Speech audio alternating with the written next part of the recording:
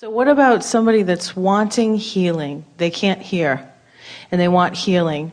And I encourage them, think positive thoughts, visualize yourself feeling better, find a better feeling place. And we get it. The thing that is so interesting, when you have a vibration going on and you sustain it for a while, that vibration is going to become more. Law of attraction insists on it until eventually there will be a manifestation. By the time there's a manifestation, there's a lot of momentum. Our favorite momentum story: stand at the top of the hill with your car in San Francisco, decide that you will test momentum, nudge it from behind, brakes off, it's out of gear, nudge it from behind, and watch it slowly begin to move, and then come to your senses and realize you don't want to test momentum because your logic tells you what's going to happen. So you just step right out in front of the car and you let it bump up against you, but you stop the momentum because it's easy in the early subtle stages. But if you're standing at the base of the hill trying to stop that momentum, right, it's a problem. So after something is manifested, right, you've got a lot of momentum going. And the thing that we so want you to hear in light of what we're talking about here in the middle of this step 4 is you cannot discuss the problem at hand and stay on the high-flying disc. You just can't wake up and think about that without giving up the frequency of what you want. So our favorite story, Abraham: I've jumped out of an airplane. I don't have a parachute. What do you think I should do now? And we say, hang on, it'll be over in a little bit. Because so now we're not saying that everything is like that, but we're saying your normal human spontaneous response to things is to get hold of the problem and wrestle it to the ground and kill it. And there's an easier way of going about it, and that easier way is to try not to think about it. But by the time something has occurred that is manifested that you really don't want, now it's not just not thinking about it. You got to stop thinking about whatever it is that caused it to begin with. In other words, you got to sort of get back to the beginning of it. But there's no ending and there's really no beginning. There's only now. So we would suggest just distracting yourself from it. If you distract yourself from it long enough that you can genuinely feel well-being will be yours. Now, what if someone's born with a hearing impairment and they can't hear and they've never know how to hear? They've never experienced it. Then they didn't see it as an impairment. They did it on purpose because they wanted a different vantage point than others have. And it's only the others who seek conformity and sameness from everybody that are calling it a deformity. It's just a different approach. But if they stay in frustration, how do we encourage them to feel what it would feel like to hear if they've never heard before? Well, there are several things that you're asking in this that we want to sort of smooth out here. First of all, your assumption is that it's better for them to hear. Now, we get why you think that. If you'd been listening to the man singing in Esther's room this morning, you would have not thought that.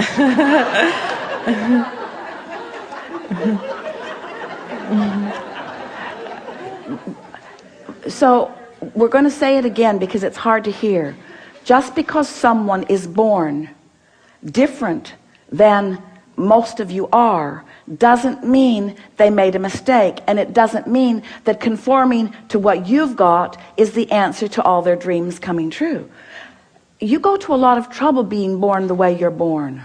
In other words, that's not even true. It's not trouble, but you come deliberately. You come deliberately, you see. And there's something very aligning about not listening to all the chatter in the world.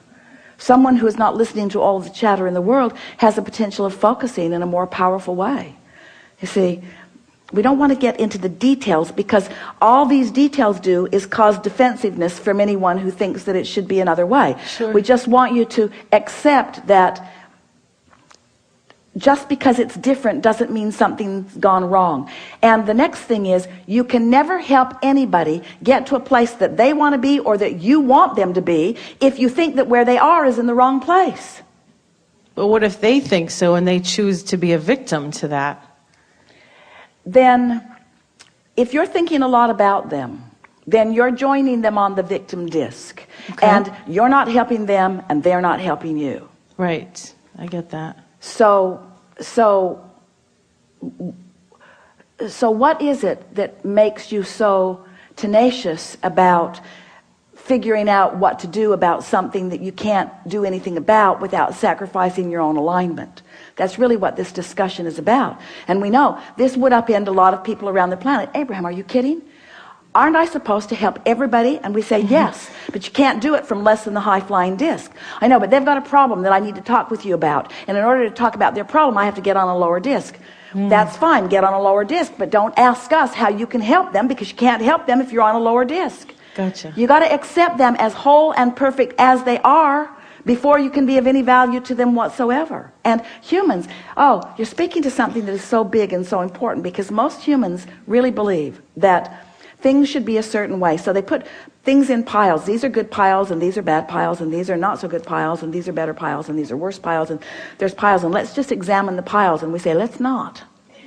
Because what you're doing by examining manifestational piles is you're letting the pile cause you to choose your disc.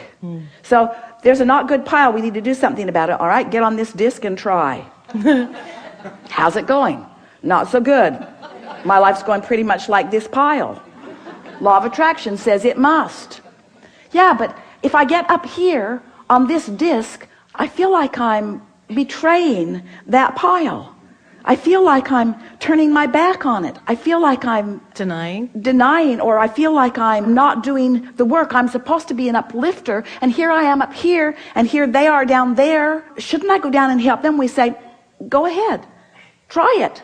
All right, I'm down here now. How's it going? Well, it sucks. I hate it down here. Will somebody else up there come down and help us? Okay. Anybody else? Okay. Anybody else? Okay. Now there's a lot of us down here. How's it going? How's it going? Not too good. And we sure hate those guys up there. They should all come down here with us. They should come down here with us. And humans keep coming down. Source doesn't. Man keeps wanting to feel good. But you gotta find something that allows it, and then you gotta practice it, and then you gotta practice it so well that you own it, and then everything that matches that comes to you. And the way you help other people know it is not by coming down with them, but by staying up there. Thank you. And after a while, you begin to see the beauty in whatever it is they've chosen, because nobody's doing anything wrong. There isn't any wrong in any of this. They're just different choices, you see. A long time after Jerry made his transition, Esther could only see it as wrong, because from her point of view, everything about it was wrong. Right. Wasn't wrong from his point of view. It's exactly what he intended. He was right on track, right on path. It was exactly what he wanted. Damn him. How dare you choose your path? I want to assign you to my path. You get to feel as good as you decide to feel, you see. And when you accept that it is your decision and you practice it, then now you've got your shock absorbers. Now when someone's complaining, you don't fall with them, but they don't hear you either. And that's the thing. That's what's caused so many of you to try to go where you can be heard. It's the biggest epiphany of Esther's recent experience. She realizes how futile it is to get someone who's standing in a different vibrational place to understand her. And that it's not worth the sacrifice to be heard, you see. Stay where you are, know what you are, know what you want, know how you want to feel that way, practice it, and allow them to join you if they want to. And the nice thing about this is, you hang around up here, people are not all down here, you're all over the place. Most people are up and down and up and down and up and down and up and down, depending upon what they're focused upon. They aren't steady because they're letting the pile that they're focused upon determine what disc they're on. Well, when you become one who isn't letting the pile that you're focused upon determine what disc you're on, but you're choosing the disc which brings the piles, now what you begin to discover is that in your steady consistently, those that are up and down and up and down and up and down are occasionally up, and they'll hear you. They're up and down and up and down and up and down and up and down, but they're occasionally up, and they'll hear you. They're up and down and up and down and up and down and up and down, but they're occasionally up, and they'll hear you.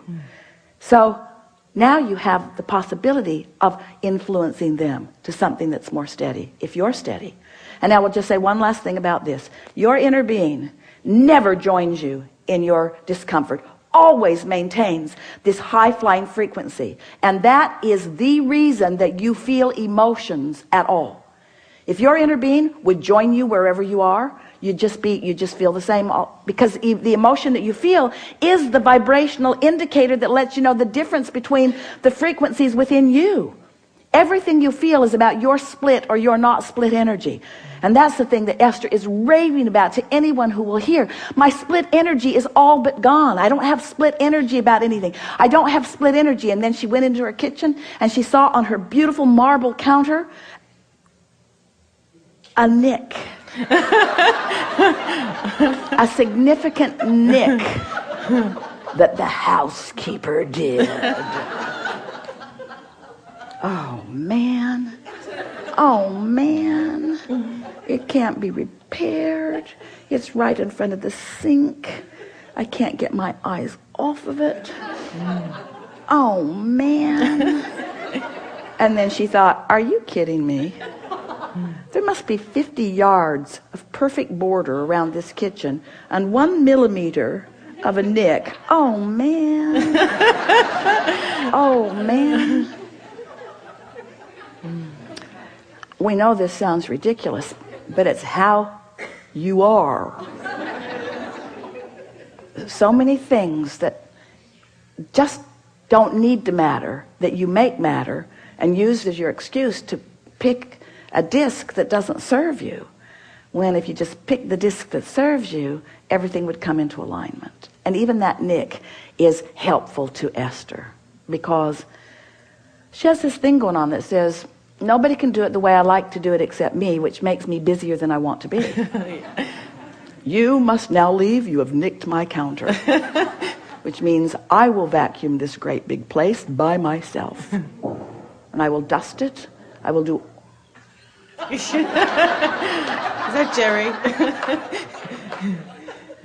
You get the point. This is a really good time for a segment of refreshment. Thank you. Thank you.